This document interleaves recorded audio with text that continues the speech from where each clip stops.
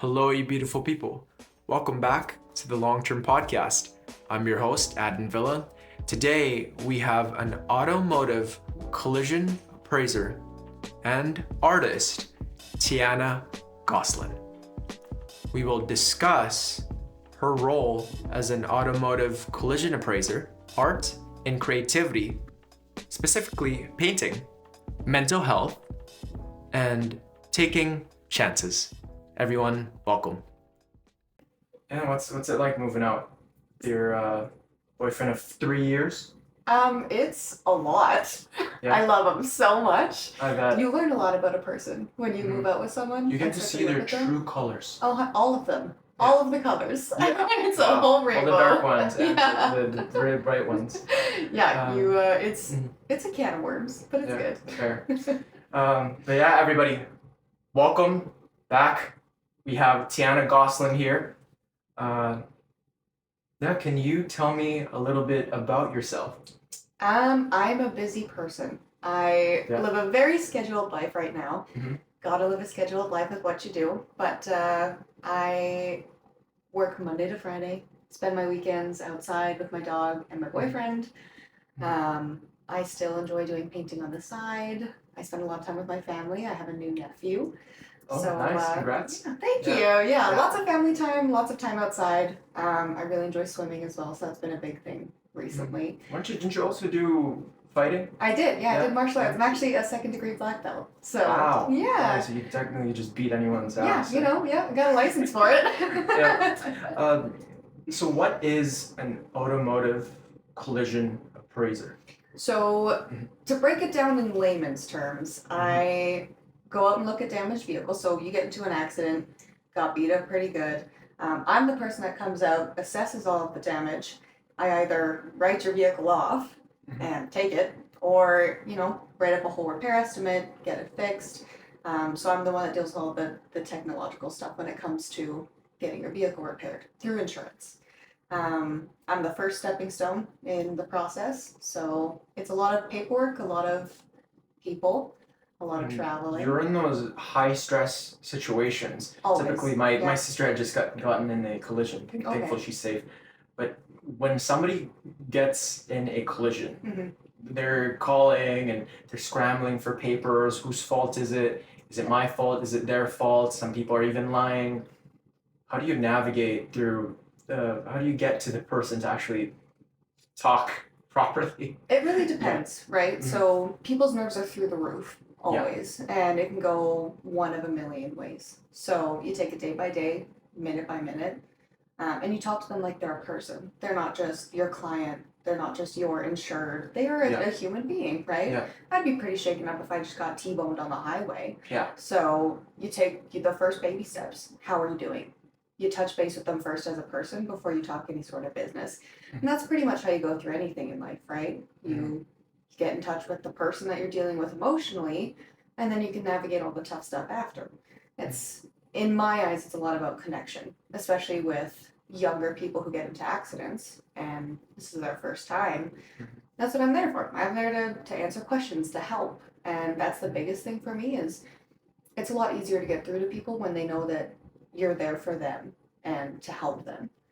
And they get angry, but it's always easier to talk it through rather than get angry right back. Do you ever have to give life advice to people when they're on their phone? All the time, all the time. I even at people's houses and we're talking for like 45 minutes, especially like people our age.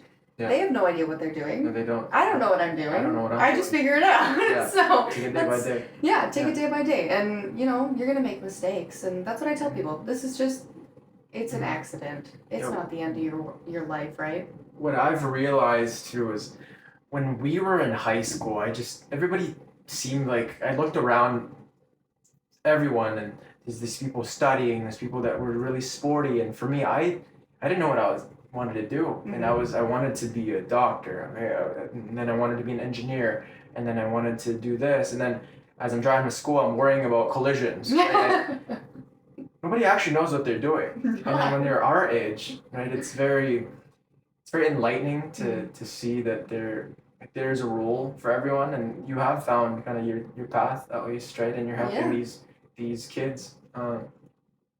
So for the people that get into a collision, Mhm.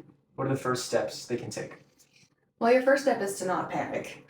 That's everyone's first go-to Well, is to it's like panic. financial ruin after. Yeah. Yeah. And it's not, right? People think, oh my goodness, it's the Yeah. end of my insurance and everything. The first step is to take a breath. It's not the end of your world. It's not the end of anyone's world, right? It's an accident. You know, technical terms, pictures of, you know, driver's license, insurance, registration. I always recommend taking pictures of damage.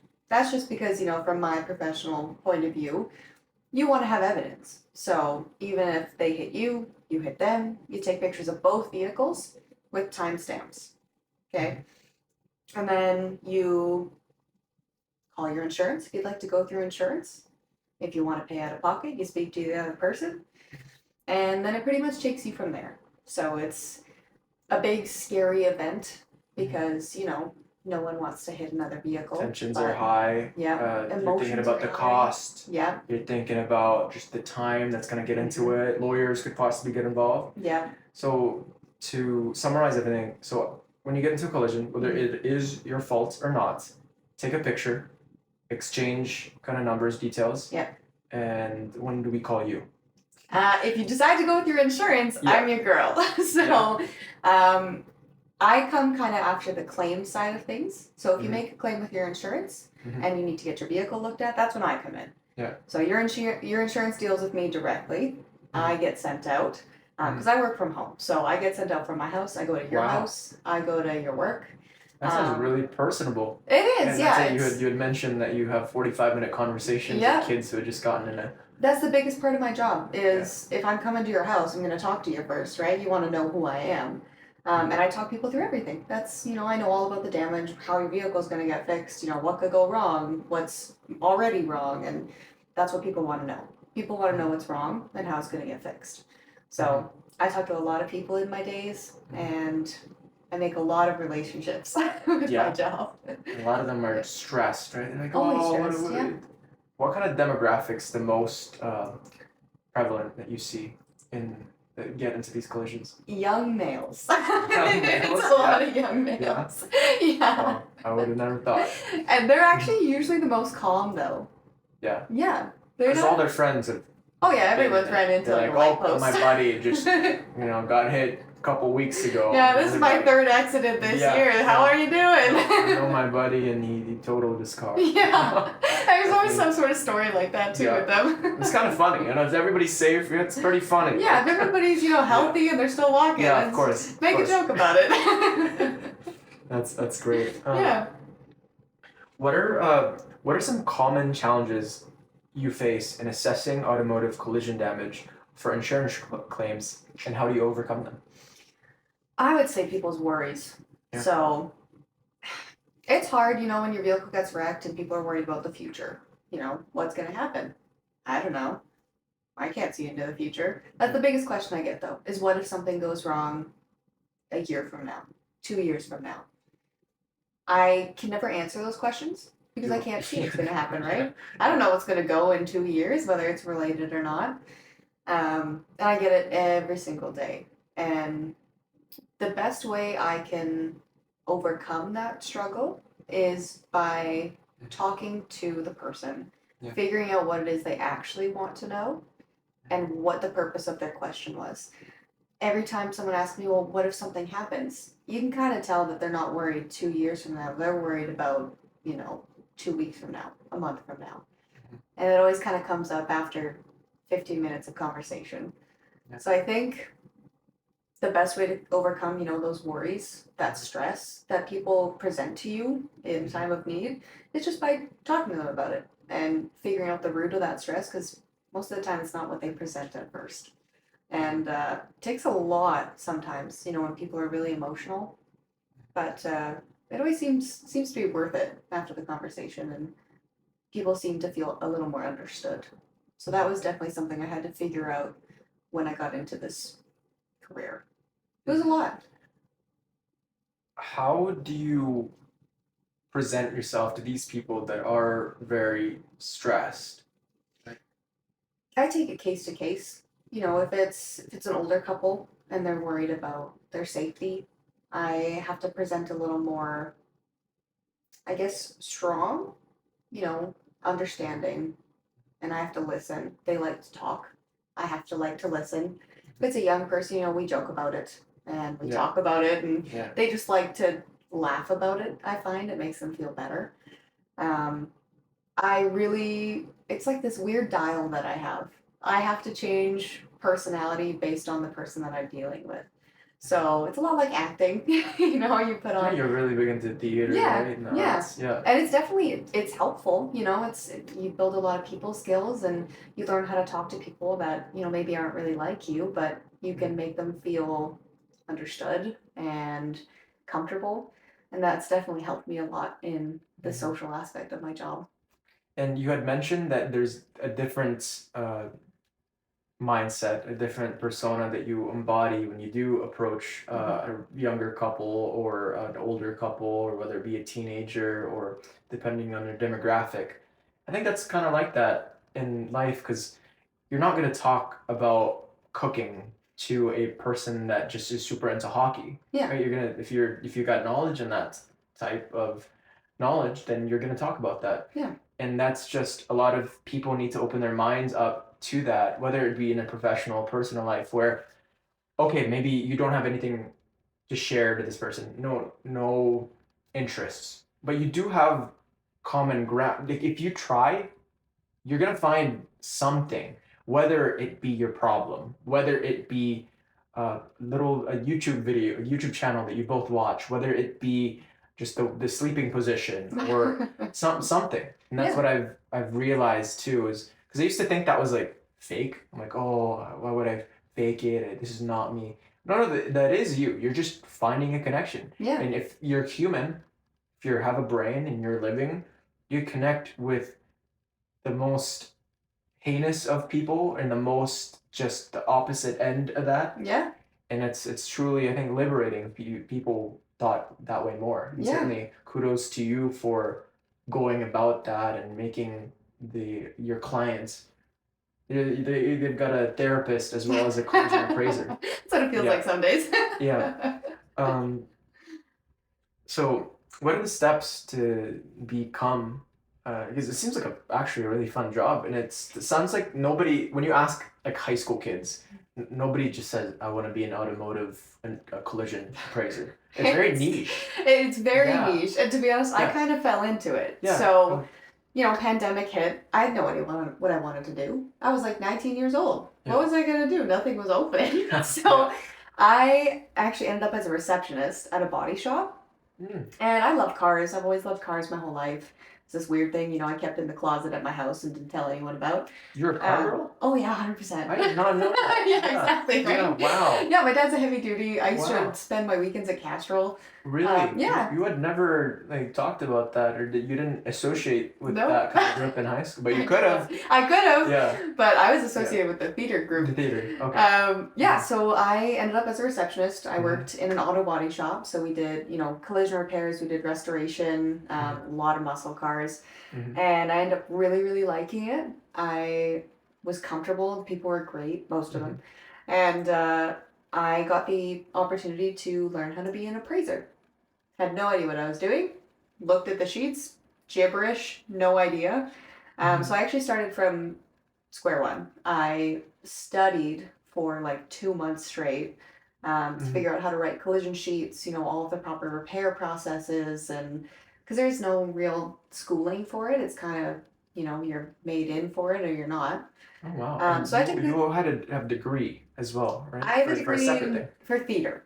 The theater. Yeah. And this so has nothing to do with nothing to do with Cool. theater. So I took Yeah. a huge jump. Yeah, that's awesome. Yeah. So I got the opportunity. I Mhm. took it. It changed my whole life around. Mhm. I ended up moving to the West End to work from the South Side, and Yeah. I was working at a body shop for 2 years as an Mhm. appraiser. It went Mhm. really, really well. It was very busy, high stress, Mhm. and I got a call from the insurance, Mhm. and they asked me to work for them individually from home. And that was another big step I had to take, a big, big opportunity. Incredible. And I just kind of jumped on it. I went Yeah. for it, and it's been amazing ever since. So it's kind of, there's lots of ways to get into it, but if you don't know how to fix a vehicle, it's hard.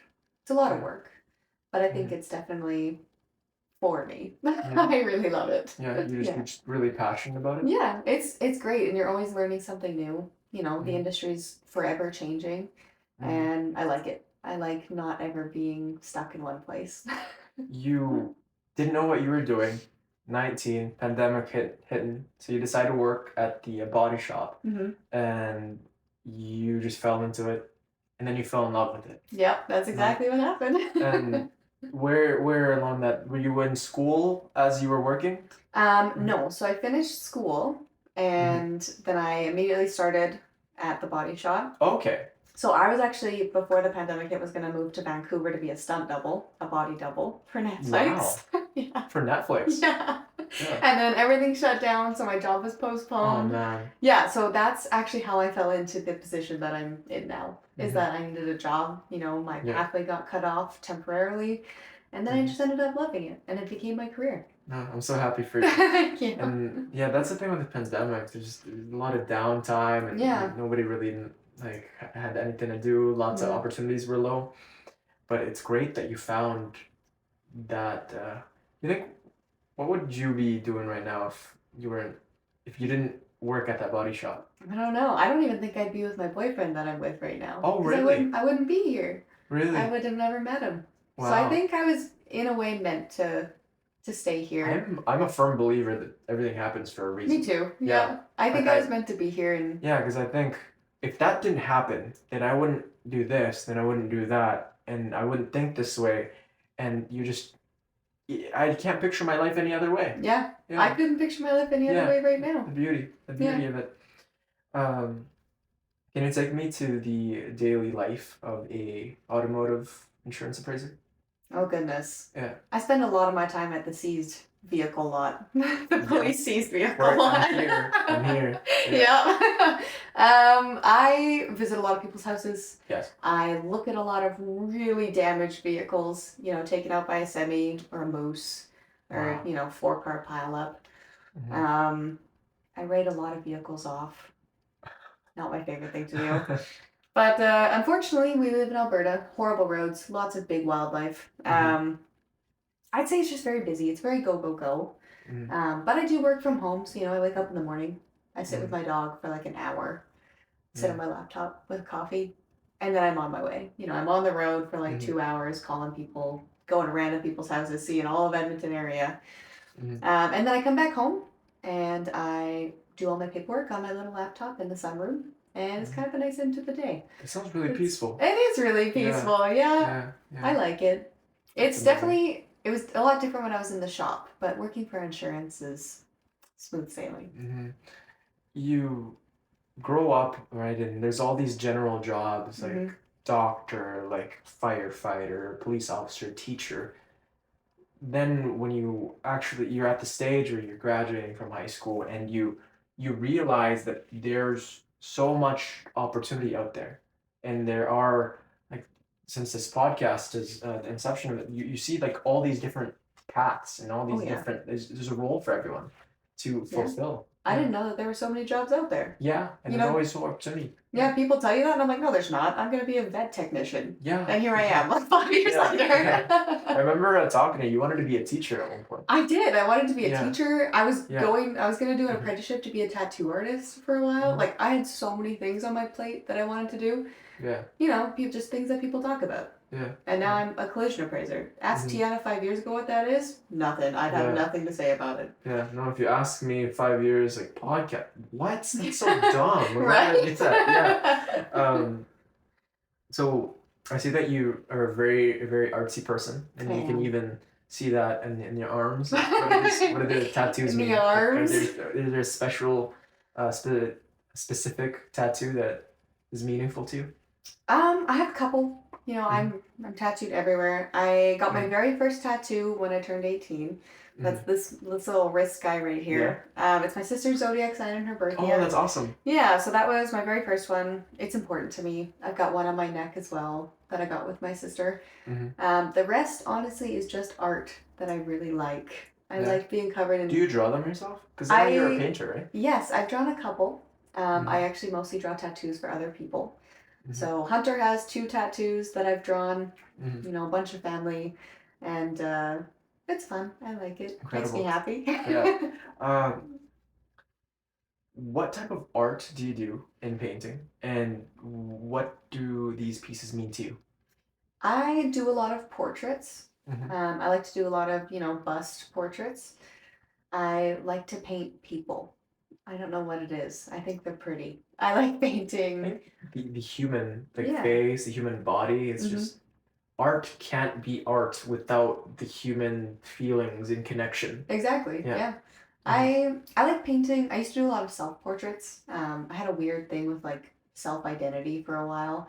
Mm-hmm. So I would take pictures of myself and I would try to recreate them, but they Yeah. never really quite looked like me. So I worked a lot on that until I felt like it looked like myself. But Mm-hmm. they didn't really start to look like me until I started to look like me on the outside. Yeah. Yeah. What is it? um, Can you elaborate on that? I went through a huge change after high school. I dyed my hair and I became more myself, a little less scared to be weird. I was always a little bit shy in high school, stayed in the art room, I ate my lunch. Were you? I don't think you were shy. You in science class, you, me, Luke, you. I was a nightmare in science class. Yeah, no, I don't think you were shy at all. Yeah. Okay, well that's only because Mrs. Hurtubise loved me. And I really enjoyed her. Yeah, she was great. Amazing teacher. I still follow her on Instagram.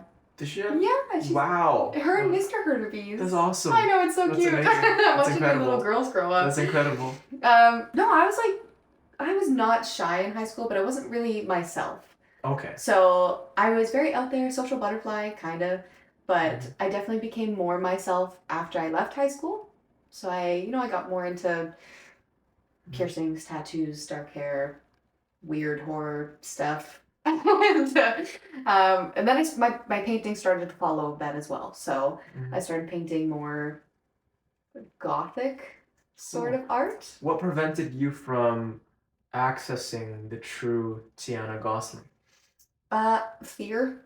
I think I was scared of being judged. There's high school's high school. People will judge. People are mean. People are the meanest in high school. They were so mean. Yeah. Oh my goodness. I was scared of being judged. Yeah. I still am sometimes. Yeah, everybody is. Yeah, to but a it certain was. extent. It almost feels like it was multiplied in high school. Yeah, So bad. everything is just magnified. Yeah. When you're going through it and somebody makes a comment, this one girl made the comment that I had worn the shirt 2 days in a row, and yeah, it hurt a little bit when you're in high school. You're like, oh, your hair's greasy. I'm like, Yeah. oh my gosh, my world's ending. Like, it's over. I'm done. Call her name out right now. No. Can you walk us through your creative process when you start a new painting? Oh boy, I wish I had a process. I am an artistic mess. So if I get an idea in my head of something I want to draw and then paint, it's hectic. I need to get it on a piece of paper immediately. Yeah. My ideas are very specific. They're very detail oriented, and if I don't get it down, I will lose it. Yeah. So my first thing is, sketch it out really, really quick. Super fast. Otherwise it's gone and you're gonna have the worst artist block ever for like 2 weeks. What if you're driving on the road and you're on your job and you have a good idea? You whip out the paintbrush in the car and... Oh, I wish I could. No, sometimes it leaves me and it comes back like 2 months later in a dream. It's the worst thing ever. Yeah. But that's part of being an artist. It comes and it goes. The ebb and flows.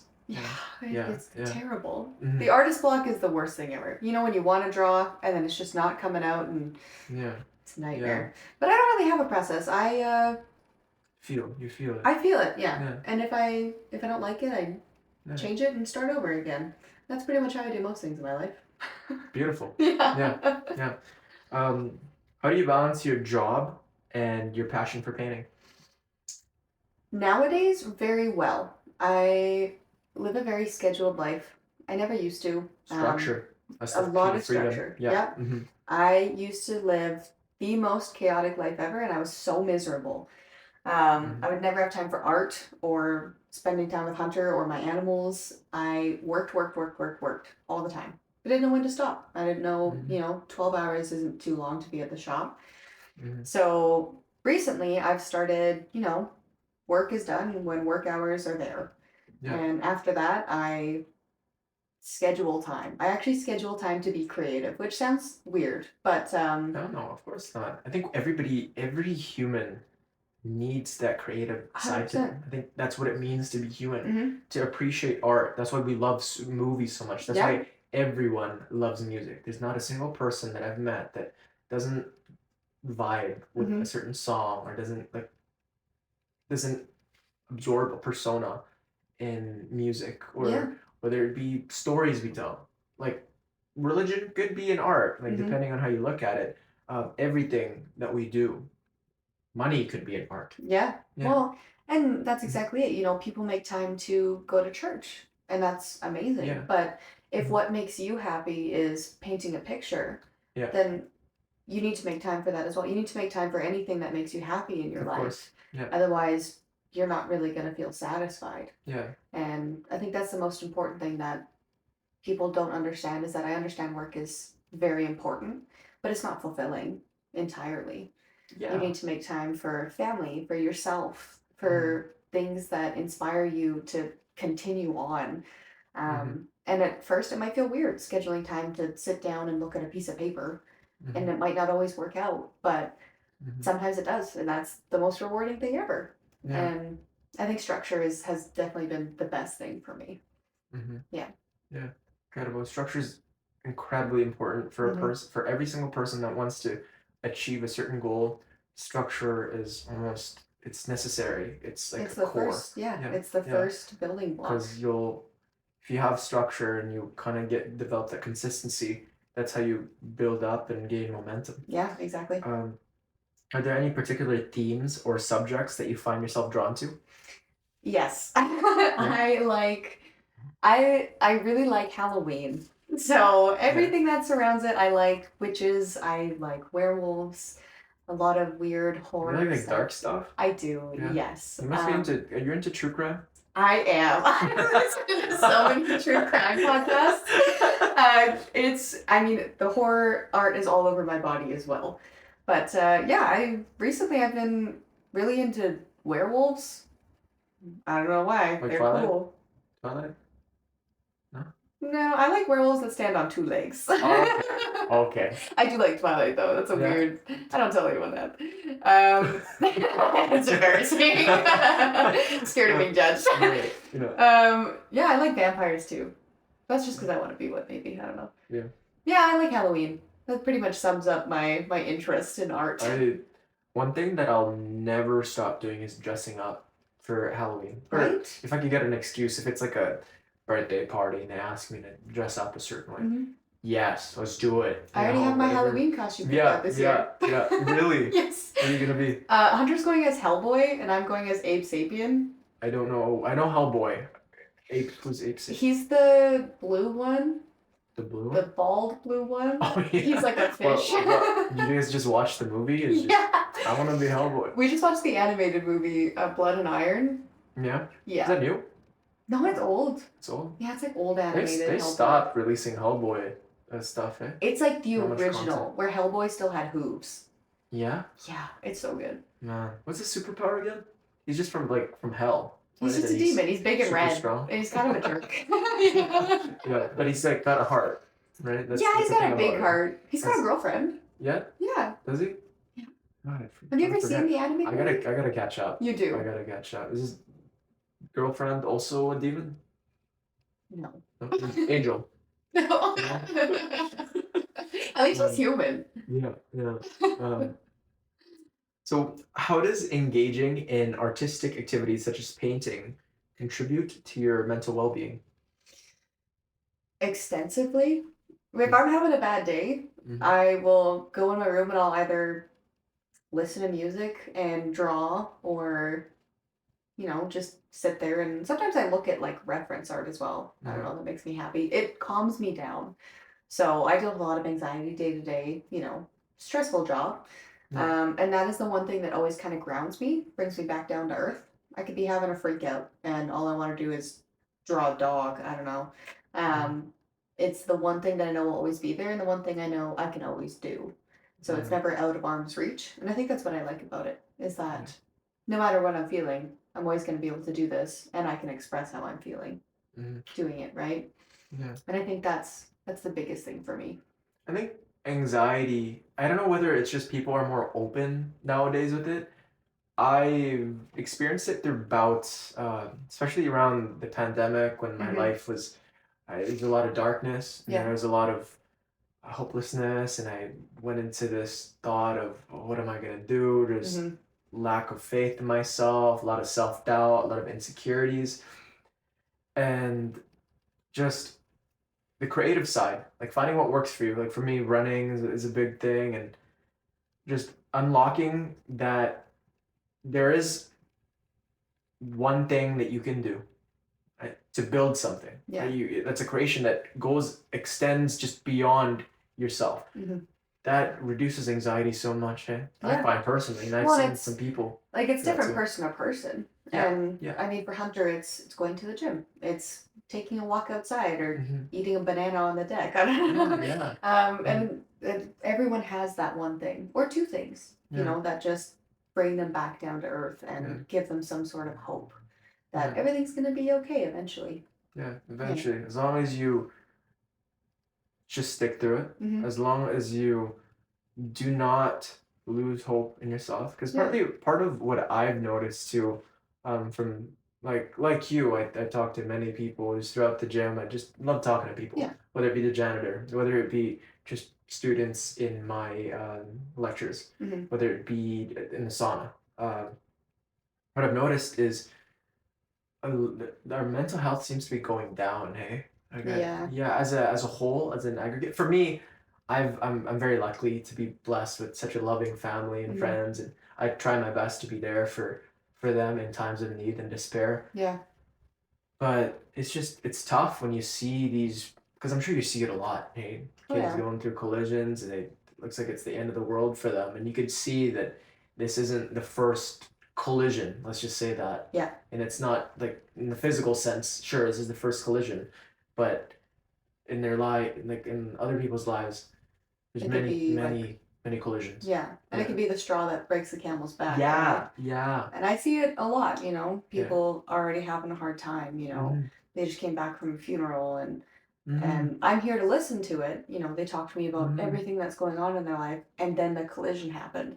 Yeah. So I hear all about the steps that came up to it and then Mm-hmm. this huge, like devastating accident.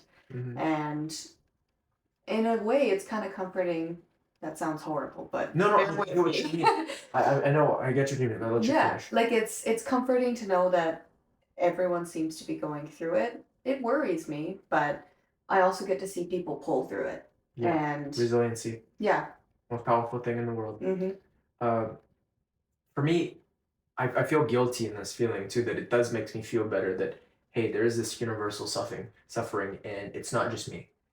It is this 40-year-old, it's this 50-year-old, it's Mhm. this 12-year-old, you know? Because I heard this from somewhere. Your problem is the worst problem ever. And when you're going through things, It feels like it. it's the worst thing ever. Your Yeah. worst problem right now is the worst problem. Mhm. I mean, they're sure, like a lot of people don't give themselves enough credit because, oh, we're in the first world country. Oh, but then there's this child in Africa. There's like a tsunami. There's war. Okay, sure, but you're not there. Yeah. You can't really do anything. That's out of your control. But what is in your control is, okay, how are you gonna agree? How are you gonna present yourself to the world Mhm. when you're talking to your loved ones and your friends? When you're pulling up on the doors for your job, Mhm. your coworkers. That's what you can control. Yeah. And I feel like too many people just get nihilistic, and it's Yeah. very steep rabbit hole to get into. I've seen it a lot where Mhm. people are comparing their problems. Yeah, And it's you can't do that. yeah, Because if you belittle your problems, it can be bad enough as, oh, I spilled my coffee in my car today. hmm, It's like that still sucks. still Like I sucks. understand that Hmm. people are suffering elsewhere, but Hmm. that doesn't mean you have to belittle how you're feeling. And Of that's where course. people, stuff their feelings Yeah, down and down and yeah. down, and it Mm-hmm. just creates like Mm-hmm. lasting Mm-hmm. problems. You, a person told me this this year, or was it last year? You could be drowning in an ocean or a swimming pool. Hmm. You're still drowning. Yeah, exactly, right? Yeah, like the problem is just because they're not as big as someone else's, we all feel the same things. Like Yeah. one of the biggest lessons I've learned recently was you give a person, like let's say a homeless person. It's Mhm. unfortunate that there is an ongoing problem in Edmonton, Canada as a whole. Homeless people, right? You give them a very tasty burger. They light up. Mhm. It's great. They're happy, right? Lots of dopamine in there. You give a 16-year-old a brand new car, happy. You give a person a promotion.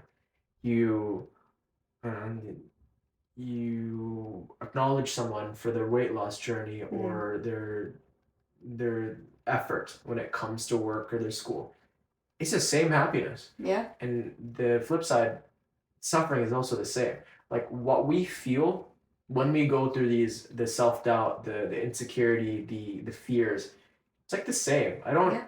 I don't see why it would be different. You know, it's not like I don't think there's any studies or anything that I've heard of that okay, this fear is the same. That's why we connect. That's why we have survived. Mhm. Is because we are compassionate. That Yeah. we when we see someone sad, okay, that person's sad. I feel that. I felt that way before. Mhm. And it's kind of empathy is like a very big thing. It's I very find. big. It's very important, Yeah, and to that's what succeed. keeps people together. You Yeah, know. yeah, yeah. I always picture a world too. What if the world worked where the paradigm was just everybody just hated on each other, and to get to the top, we just killed all. We wouldn't survive. No, Yeah, there would be a lot less of us, and yeah, we would have no relationships. yeah. And I don't think like if you look, I've been driving through my neighborhood. I just see that the houses are so well organized. I Mhm. see like the sidewalks all good in Sherwood Park.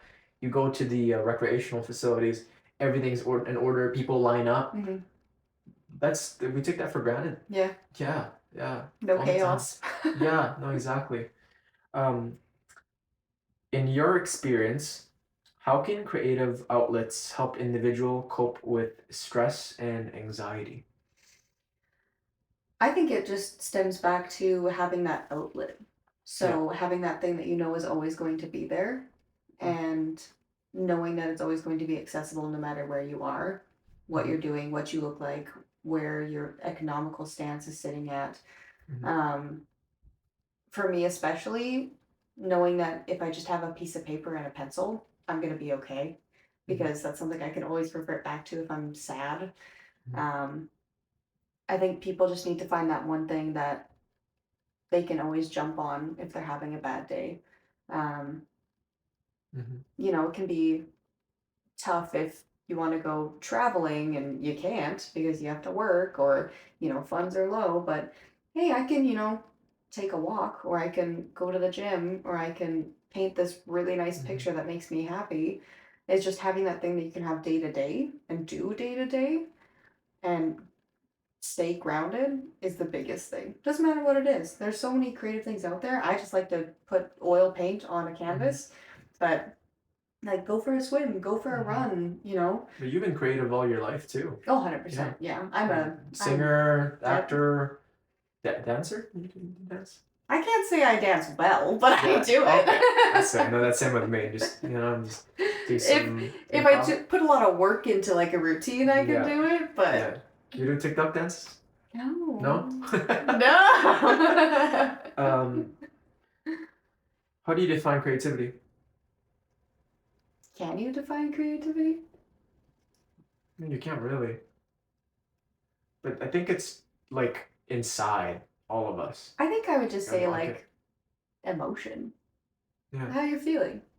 Yeah. Creativity can be a lot of things. It can be super hateful, but it can Yeah. also be super And welcoming. you can make And you can invent yeah, something that is hateful yeah. or something that can help people. It's a Yeah. very wide range of things. Yeah. It's a big open field. Yeah.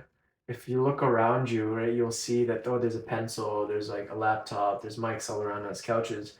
Somebody thought of this. Mhm. It's like it's them unlocking this Yep. creative side of them. Somebody thought to milk a cow. And Yeah. that weirds me out. Yeah, that weirds me out too. I don't really drink dairy though, No, so me either. yeah, I'll go for almond milk. Yeah. Um, how can one be there for a family or friend in need? I think in the best way is just there to listen. You can be a million miles away and all it takes is a phone call, right? Mm, Um, I don't get to see my friends very often, but I'm always there in a second if they need me. mm-hmm. Call me up. I'll answer every time. My Yeah. ringer is always on. The biggest thing for me is just to talk to me. If you can Mm, talk to me, then everything's okay. yeah. That's definitely the basis of being there for someone is just listening. Yeah. You don't have to understand. You don't need to make an effort to fully understand, but to just be available Mm, is enough. yeah. Yeah. Presence, Yeah. listening, that's all a person that is suffering really needs. Mm-hmm. Because I think for the times that I've been in such a rut or like in the darkness, right? You've already gone through this feedback loop in your head of, okay, I'm not good enough. Oh, Mm-hmm. this, oh, that, oh, that. Last thing you want is a person just telling you what to do, Yeah. right? And Well, kind of sometimes you're not in the state to like receive that information, right? exactly, yeah, Yeah. yeah. But yeah, no, being that's why we're here for. Mm-hmm. That's why we need it. Um, can you describe a time in your life where taking chances has greatly benefited? I have so many. Sure, yeah, let's talk I about would all of them. I would say for the first biggest one being going to university for theater. No one does that. Who does that? It was the best 2 years of my life. I learned so much. I got in contact with Netflix. Like that's a big jump. Incredible. Um, and then I would say getting my job, just jumping into a career that I had no knowledge of prior Mm-hmm. was terrifying. I definitely cried when I was trying to figure it Mm-hmm. out. Yeah. But here I am, I have this huge opportunity. I jump on it with no training or expertise, Mm-hmm. and it sucked trying to learn all of that I in two bet. months. Yeah. But it was definitely one of the best choices I've ever made. I've never Mm-hmm. been happier or healthier and Mm-hmm. more stable. Mm-hmm. Um, Terrifying. I Yeah. think I called my dad like 6 times, and I wasn't even living at home. You look back, hey, in times where you were distressed and you're trying out these different things and Mhm. somebody asks you a question you don't know the answer to and you try your best to try to figure it out, then you eventually figure it out, and then you realize that back then you were so low with knowledge and Mhm. confidence, and now you it's just second nature. Yeah, It's just in the automatic processing. 100%. Yeah. Yeah, Yeah. I like when I first jumped on that opportunity, Mm-hmm. I legitimately had no idea what I was doing. Yeah. People would talk to me and none of it would make sense. Yeah. Like they would say things and it just went in one ear and right out the other. And I'd look at my manager like, what do you want me to do? Yeah. I have no answers for this. Yeah. And it was such a big learning curve. And Mhm. I look back on it, I'm like, oh yeah, I actually knew nothing. Like legitimately. I had no Yeah. right to be there at that Yeah. time, but Yeah. here we are. We still made it. Mhm. Yeah. That's it's incredible though, just the human resiliency in Hmm. you. And people don't realize that it's all in us. Yeah.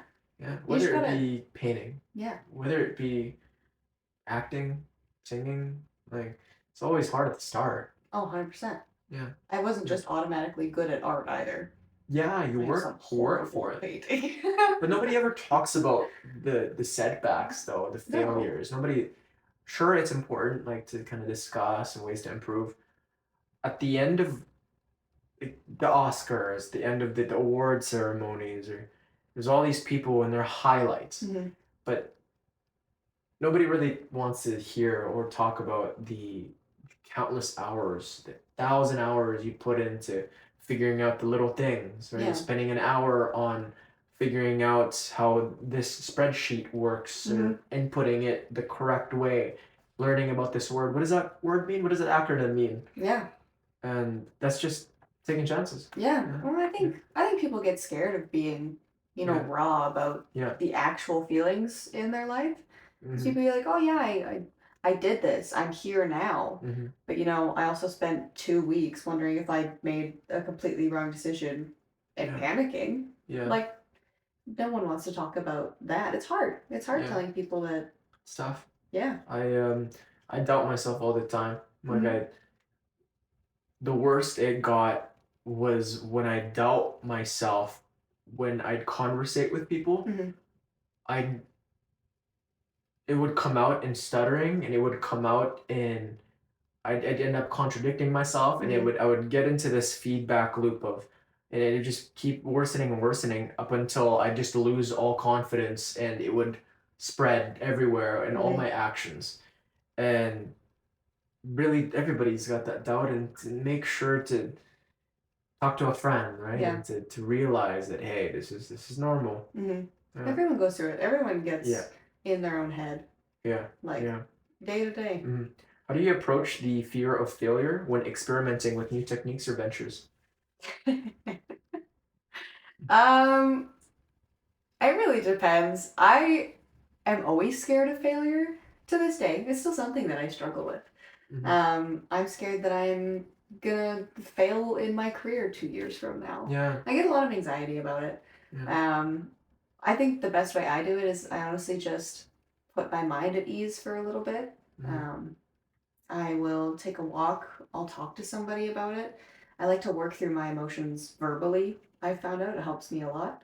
I'll call a friend and be like, hey, this is what I'm going through. These are all of the things that are playing through in my head right now. Yeah. I'm scared of, that I'm messing up. I'm scared that I'm disappointing these people. Hmm. Um, and if I don't express that to someone and I just let it sit and stew in my Simmer. head, Yeah, it gets so much worse. yeah. And I did that for years. Like I would just beat on myself, like Hmm. inside my own head, and no one would have any idea. So talking to someone is definitely the best way for me to do that. Just even if I'm just talking at someone and they're just Yeah, listening, I yeah. seem to come to a better conclusion than if I just talk to myself Hmm. in my head. Yeah, Because then I realize how dumb it sounds when I'm saying it out loud. yeah, yeah. I think that's the best way for me. That's the easiest too. Hmm. But you have to have people that you can talk to. Yeah. It's powerful to just have another being Hmm. listen, Yeah. and you let it all out, and it feels so fantastic. Yeah, and then it doesn't Yeah, just bounce around in your head for yeah, days, right? yeah. Like I think that's why people go crazy in like mental isolation, right, in Mm-hmm. prisons, 100%. because they just talk to themselves, and once you find something negative and you have no way of releasing that to the world, it just builds up and Oh, it it takes the form. grows. It grows very and Mm-hmm. very fast too if you don't get other people to When it in gets on your life. ugly. Yeah, it gets really ugly. And then Mm-hmm. you start looking for something wrong, and then everything's just wrong. Yeah, and then I find And that you start to look for the wrong in other people or other yeah, and things. I'm a firm believer too that a healthy individual Mm-hmm. does not like give hate. Mm-hmm. Like nobody in their right mind wants to hate on others. Yeah. I think maybe there are just people that are not guided as Mm-hmm. well, and there's a lot of personal accountability to that. But a healthy person wants to add positivity to this world Yeah. and wants to build something, right? And the people that you see that are angry in like McDonald's or like people flipping out in public, Yeah. that's like rooted in just stress, anxiety, Yeah. depression, That all just these things. got out of hand. Yeah, Yeah. yeah, and we're so there was this kid in my elementary, and kids in elementary very very mean. And there's this kid that was just struggling, and he would lash out at people, Mm-hmm. and now and I was part of the problem. So everybody would make fun of the kid, egg him on, and now in retrospect, we just didn't understand this kid, Yeah. and I feel like now as an adult, we still kind of do this, Mm-hmm. you know, and You just do it in different ways, You can't be yeah, so yeah, outright about it as an adult. It's mm-hmm. a lot more sneaky, Yeah, a lot of passive aggressive.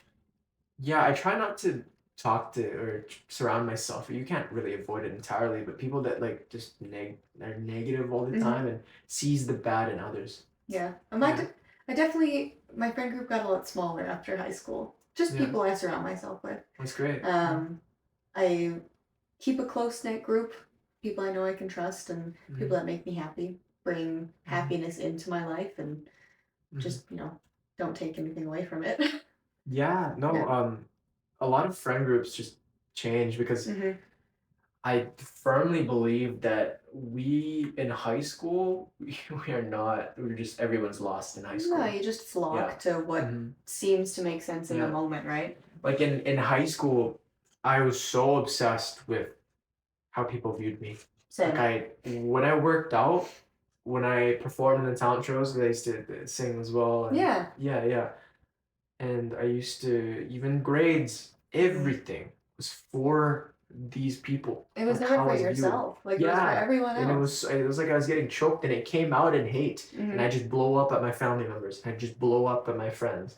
And I was also suffering with a lot of insecurity, like um how my body looked. And I had these like, I had like cysts on my stomach area, and they grew out into these like ugly forms, and they scarred up and stuff. And I'd be so ashamed to take off my shirt and like in grade 11, grade 12, even though I was like a person that was known for working out and stuff. Yeah. Just nobody knew what I was going through, and I kind of just discounted it as like, this isn't a problem. Yeah. Like, this is, you just push it down, right? I'm just a little pussy. You know, that's kind of the paradigm I believed it. And yeah, and then looking back, I thought it was fine, but now, and a better headspace, wow, I feel bad for that kid. Yeah, well, you just get so used to it, right? You get Yeah. used to feeling Yeah. miserable, and you kind of find comfort in it after a while. It's like, this is normal. Yeah. Yeah, this is normal. And then I wish there was just somebody got to really know me. But I don't know if like that's common for high school kids. Is that common? I mean, I felt the same way in a different way, right? I felt like no one actually knew who I was. Yeah. Because I didn't want to share it with anyone. Yeah. But I think it is common. You're so afraid of being judged, and you're young, and you're changing in every single day, and there's so much pressure on you from so many different areas that, well, what's the sense of people getting to know me? Like, are they gonna care? Are they gonna judge me? I don't know, and I'm too scared to find out. And I think that's how we all felt at some point. At least that's what I like to believe. Did you feel like people would judge your art or who you really were? Like they wouldn't accept who the real you is like? I think so. And that's definitely something I've talked to my boyfriend about countless times, you know. Especially when we first got together, I was still kind of getting out of my shell and figuring out who I was. And I've known who I was for a long time, definitely for a good portion of high school. But I just kind of went with the flow. I was scared that if I dressed differently or, you know, told people my interests that were definitely not common. Like werewolves and vampires? You know, and like hanging dead animals on my wall. I mean, Tiana, get up. Sorry, I gotta go, guys. I was terrified of being judged, you know, and everyone seemed to know everybody. Yeah. And they were gonna be like, oh yeah, Tiana, she's fucking weird. Like, and nobody, I didn't want that. Yeah. That's fair, because like everybody talked to each other in high school. And everybody talked about each other in high school. Everybody, that's all everybody ever talked about. Hey, did you hear about this? People you don't even know when you're hearing about like their home life. You're like, what is going on right now? I heard his dad beats. I'm like, it's like what? Have you ever been to their house? Do you know his dad's name? And the rumors, just the rumors are crazy. Like people would just make up a bunch of stuff. I'm like, what? That is totally not true. I just talked to that person. You know when you leave, okay, when we left high school and everything just got really quiet? Yeah. It was so weird. Yeah. I'm like, I don't know what Jimmy from science class is up to anymore. Who fucked who? Like, what? In the washroom? Why don't they just wait at home? Like and everybody just wanted to, are you on the list for that party? I don't no, like I was so concerned with like wanting to get in my like just show up to the party. I'm so glad I wasn't the only one. I was just so like, fuck, am I gonna get in? Like, does this person like me? Are we even friends? Like, am I on the VIP list? Like, am I high enough on the social list here? You walk in there, it's underage drinking, there's like the music's so loud, you're barely talking to people. And you're so anxious. Like, you're so am anxious. I wearing the right thing? Yeah, like, you're looking down, oh gosh, like shoes, am I wearing the right shoes? Is this shit my mouth? Yeah, checking your teeth every 3 minutes. minutes. Oh my gosh, that's a girl I like, this is a boy I like. Oh my, are they gonna talk to me? That must be, I gotta drink more. Yeah. And it's just so dumb. You know? So on that topic, I didn't go to a lot of parties in high school because I was not very popular. I thought you were. You're Really? pretty popular. Yeah. Maybe I just didn't. I don't know. Well, I heard your name a lot. In the positive. Are you sure? Yeah. Are you lying Yeah, to me? no. No, I didn't go to a lot of parties. So Yeah. when I'm sitting at home and I'm looking at all the Snapchat The stories stories. that people posted all the time, Yeah. and I was like, oh my god, I'm lame. Yeah, I'm lame. Social media's bad for that, hey? I actually deleted my Snapchat like 2 years ago. Oh, good for I you. just couldn't do it. I was Yeah. like, I'm tired. I have no energy for that. Worse. Even Instagram in a way, but it's just depends how you view it. So when I post pictures of my life and then I forget that I have Instagram for like 3 weeks because I don't scroll on my feed. That's healthy. And it's actually kind of nice. That's liberating. Mm-hmm. This is just okay. You want people to know what you're doing, but you also don't want to catastrophize your mental health. I don't even know if I want people to know what I'm doing. It's like my own little personal collection of memories. That sounds weird, but like I post my animals and when I feel pretty or whatever, right? And it's just like I like to look back and I'll scroll through. Like, oh gosh, that was a good fun day. For me, I want people to know what I'm doing because I'm trying to extend kind of the long-term message. Well, you have something important to share. I don't so much. It's No, like a you picture do, of my you cat do. on a laptop. No, I'd say you could be an influencer, Tiana. I don't know. I could, but I'm also You're a lot of changes right now. I mean, you're moving out and you got a new life with you. And I just don't think I can handle the pressure of being an influencer. It's so day to day. I think I'd lose my mind. Oh, I'm trying. Oh my goodness. I love my structure. You know, I like having my coffee at 7 a.m. I like being in bed by 9. And if I was an influencer, I think I would just be a wreck.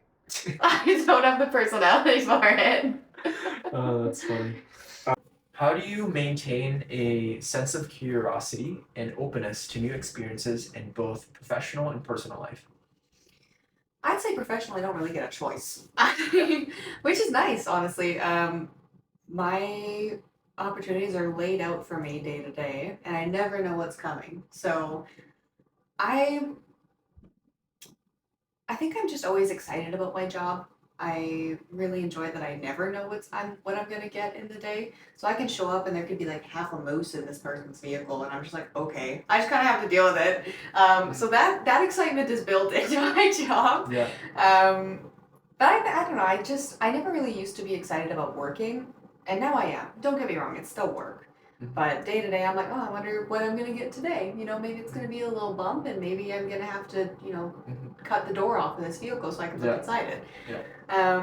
Personally, sometimes it's hard. Sometimes, I'm tired and I'm not really excited about anything. I'm not really curious as to what the day is gonna hold. I think having animals has helped a lot for me. Yes.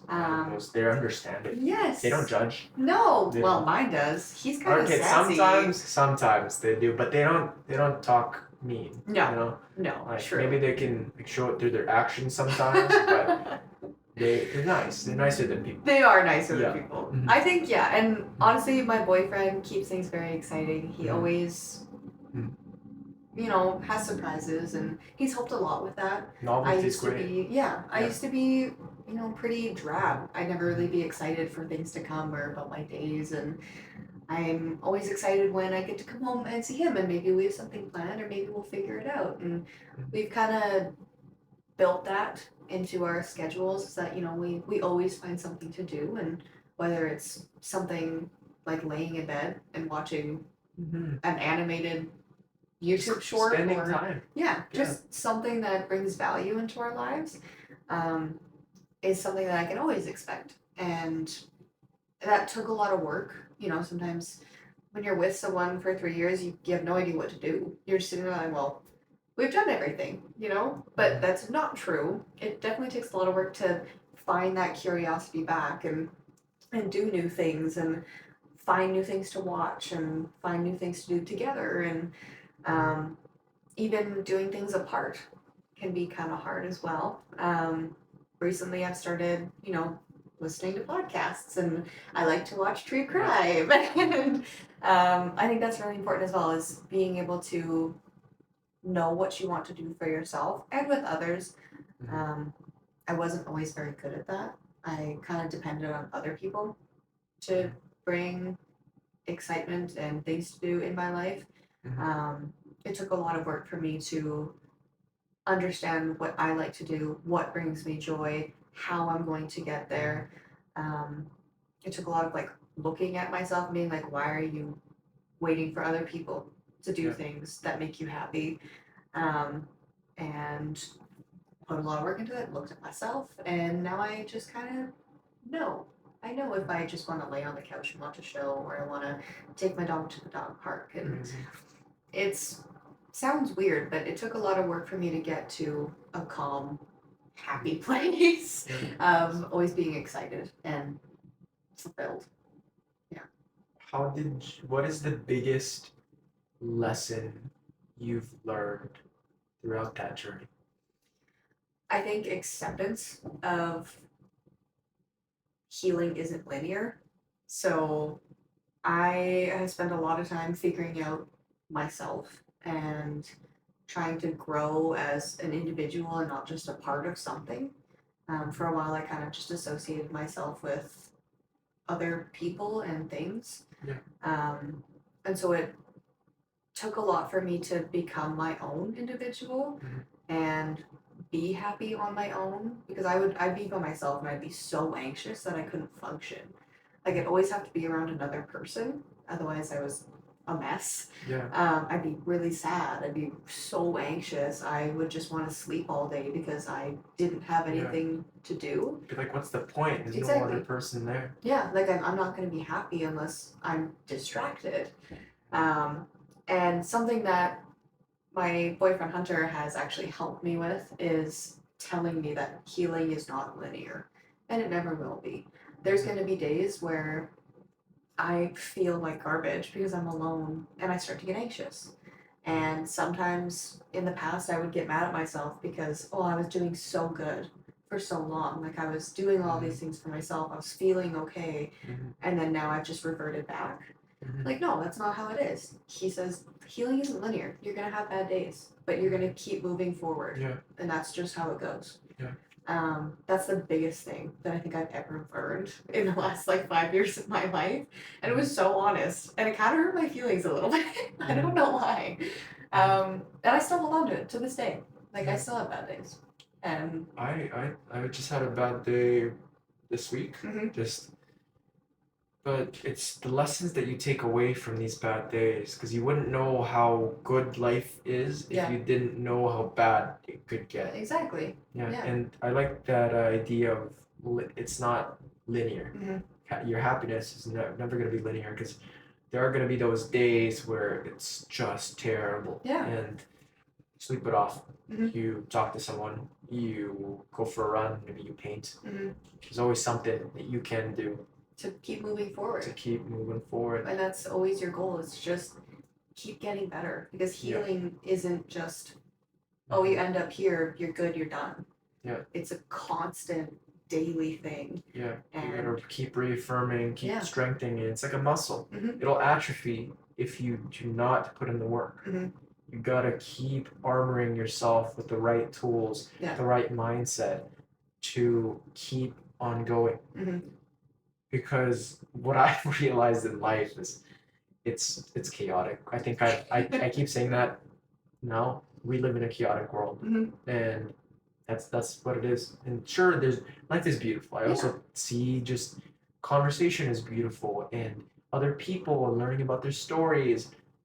But then there's death, there's murder, there's disease, and the negative is just so much powerful that you could have 1,000 positive things happen in your day, one big catastrophe, and it's all gone. It's a terrible thing. And the flip side, 1,000 negative things is just and one positive thing's not gonna do anything. That's why we always have to keep finding a route that is optimal for us. Everybody's different. You can have a horrible day, like the worst day ever that you felt, to this day of your life. And you know what might make it better? Going to get a Slurpee. Just little things. Move. Get out there. Like just enjoy the sun. Move on. And it's hard. It might suck sometimes. And some days you might not be able to move on. Yeah. But it's just and that's okay. Continue pushing yourself. And one thing I've learned is you're not gonna feel that way forever. No. Like it's just And never. you might feel like it in the moment. Like this Yeah. is never gonna go away. I'm gonna feel like this for the rest of my life. And then tomorrow morning you're upstairs. Wow, eating that was pancakes. fine. Yeah. You're having tea, you're having coffee, you're Yeah, I talking to your feel friends, great. family. You know, I'm gonna go outside. Yeah. And then that night it's gonna happen again. Yeah. And so what? And It's that's just, like great, like being grateful. I've actually started journaling. me too. Yeah. Yeah. And just writing things down. And Yeah. it sounds cheesy. I thought it was cheesy. Mhm. Like when people are like, you should start journaling, I was like, you suck. That was horrible advice. And then I started doing it and I was like, I'm Yeah. an idiot. And it's great. You had mentioned cheesy, and anytime somebody brings this up, I think life's answers is cheesy. I Yeah. think like all the answers, like meditation, like focusing on your mind, body, and Mhm. focusing on the now, they all sound so cheesy. Like if you work for something, you're gonna get good things. If you are patient, you're gonna get good things. They're cheesy, but they work. But they're true. They're Yeah. true. Like, and that's why I don't say that anymore. Mhm. Because I think the answers that we're all searching for, it's right there. Well, It's 'cause right there in front of us. We overcomplicate everything. Yeah. Oh, you need to be happy. You need to not have a job and win the lottery and live in Hawaii. It's like, well, I can't do that. So now I'm going to panic about it. When Yeah. really I can just sit outside on the grass and I'll Yeah. feel better in like Yeah. 10 minutes. We suffer more in imagination than in reality. Yeah. Yeah. Yeah. You go through a breakup, you go through a job loss, you go through just the crushing weight of existence. Mhm. You're gonna get over it. Right? It's going to hurt yeah, like hell, it but hurts like get hell. over it. Sure, yeah. Mental pain, physical pain.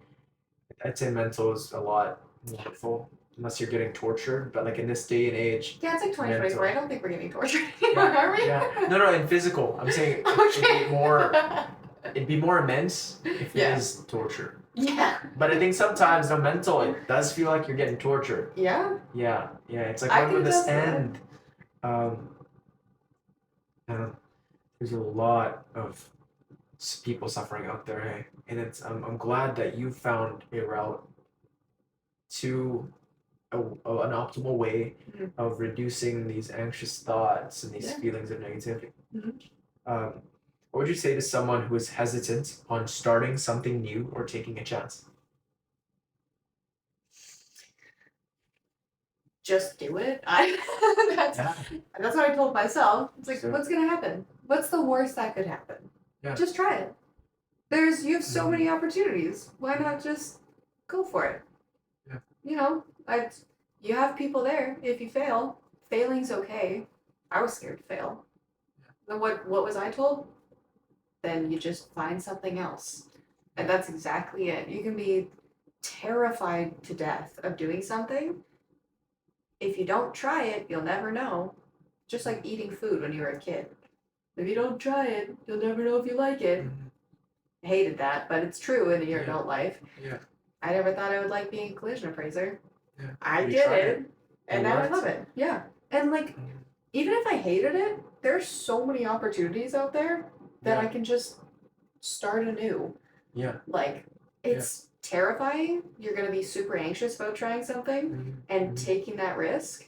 But if you don't do it, I feel like you'll kick yourself more. And I know I would have, because I'm so happy where I am, and I can't imagine not taking that risk now.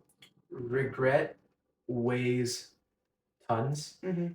Discipline weighs ounces. Mhm. Yeah. The crushing weight of what ifs, should haves, could haves, ifs is so unbearable Yeah. to so many, I'd say everyone.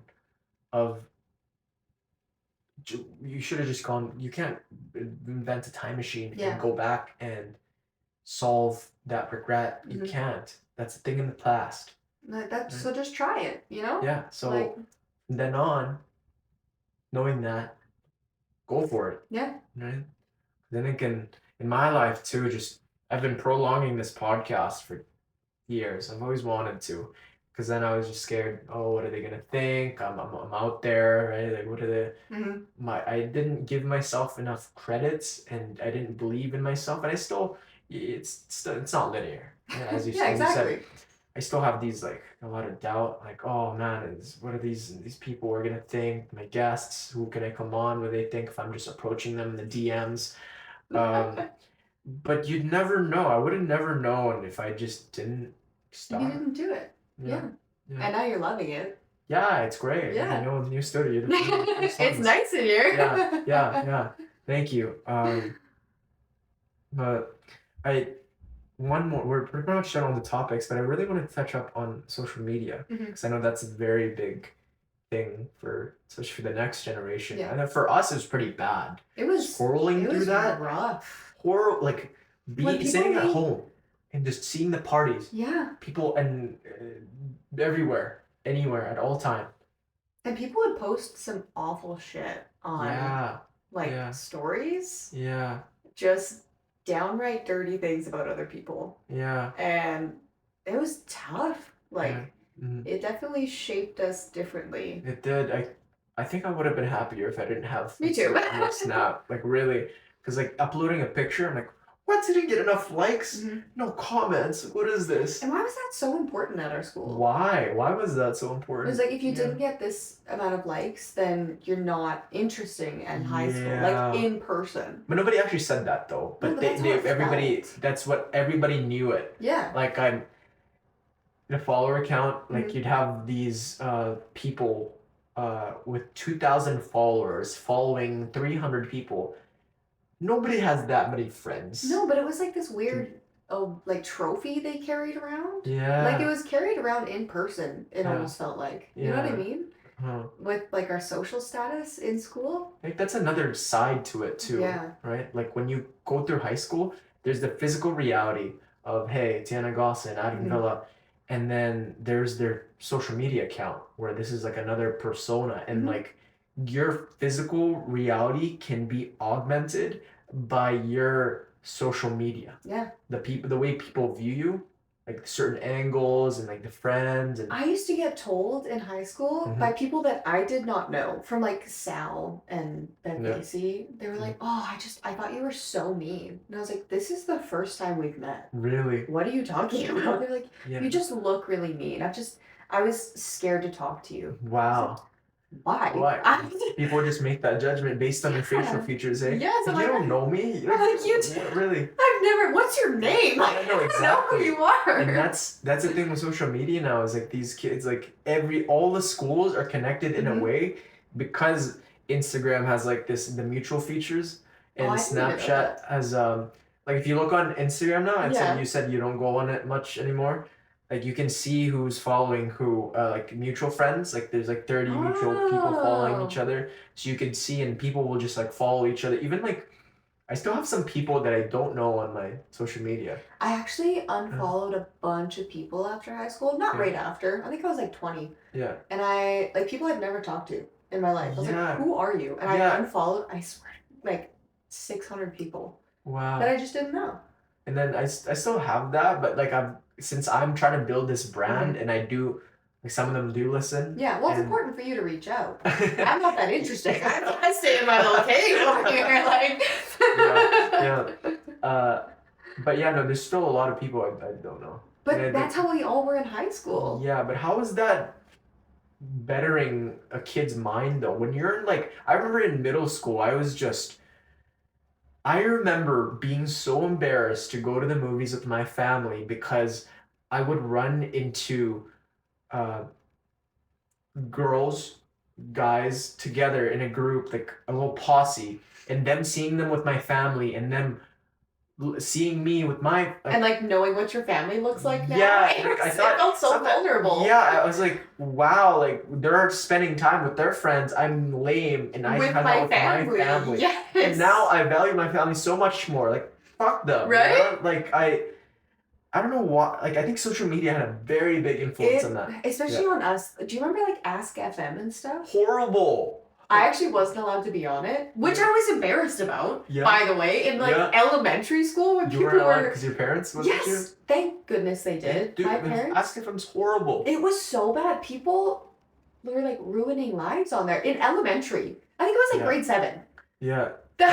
Anonymous. That was horrible. Like when you take people who are behind a screen and you won't allow them to declare their name. They say the nastiest things. Nastiest stuff, yeah. Oh my goodness, yeah. TBH, Tiana Gosselin, I see you around school. You're kind of ugly. I would be so scared. Like for a rate, A+, B. Remember that? Yes, on every platform too, like Snapchat, Instagram. What the and I used to like that, and I'd see that in my comments.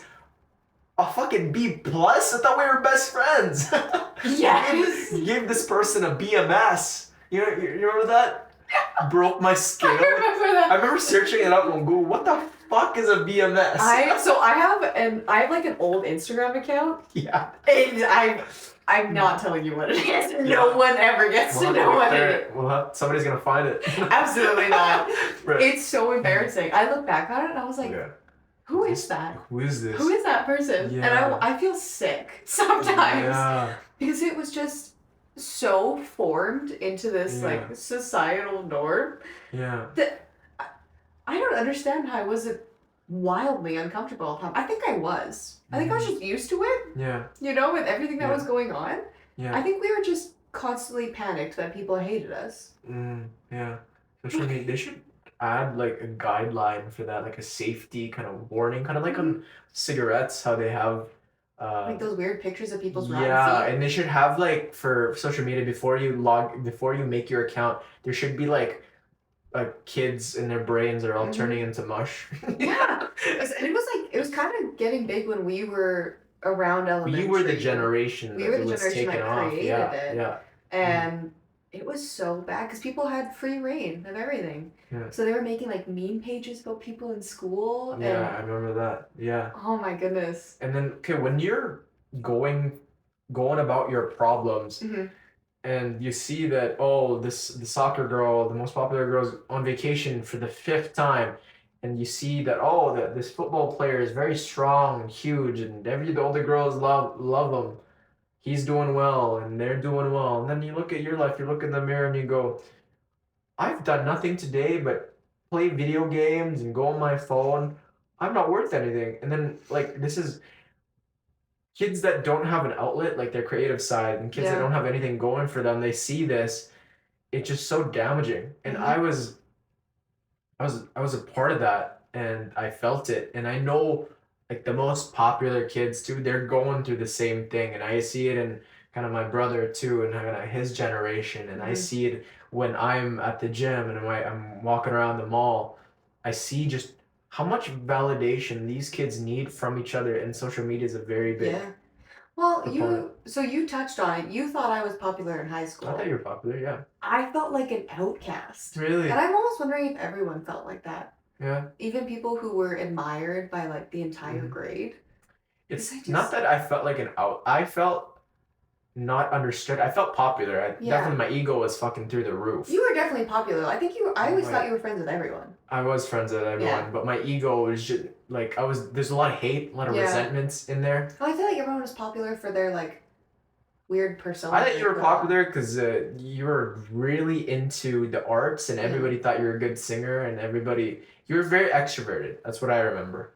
In classes, you would just talk a lot. I'm like, this is Tiana, the funny girl. Yeah, would just come up. You'd come up to me and Luke, and you just say like the most random stuff. That was such a fun class, though. 7 years ago. Oh. 6, 7 years ago. Don't say that. No, now I feel old. Yeah. Are you coming to the high school reunion? Of course I am. Good. June 22nd. Yeah, I know. I have it already saved. Tegan and I are actually coming together. Good. Yeah. Yeah. No. I'm very excited. I want to see how everyone's doing. Yeah, me too. Yeah. But yeah, thank you for coming. Of course. Thank you. Yeah, this is great. This is amazing. And you are doing great, and I'm so happy that you found your niche and the perspective of this may go wrong, but there's always an opportunity, and to be able to internalize that. And somebody right now can be listening to that, and they could have their entire lives just wasted. And to know that it is possible and that there is a place for everyone, and to kind of embody that idea and internalize that so what if this is not working? It's always another one. Yeah. Yeah. And yeah, any last words to the viewers? I don't think so. Yeah, but as always, everyone, there is a place for you in this chaotic world, and you are loved, and keep going always. Keep it long term. Peace. That was so good. That was so much fun. It was great. You set up too.